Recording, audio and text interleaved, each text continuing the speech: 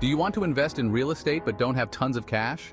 Let me show you how to invest in real estate without buying property, using REITs. REITs, or real estate investment trusts, are companies that own or finance income-producing real estate, like shopping malls, apartments, or office buildings. Think of them like real estate stocks. You invest in a REI, it owns the properties, and you own a part of the REI. When you buy shares in a REIT, you're basically buying a piece of all the properties they own. And just like stocks, you can earn money in two ways. First, through dividends, REITs pay you part of their profits regularly. Secondly, as the value of the REIT goes up, your shares grow in value too. Getting started is super simple. Here's how: open a brokerage account. Apps like Robinhood, E-Trade, or Fidelity. Search for REITs, just like searching for stocks. Buy a few shares and you're officially a real estate investor. Why REITs? You don't need thousands of dollars to buy property.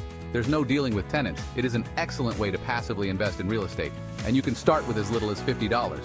Follow me for more easy investing tips and drop a comment if you're ready to start investing in REITs.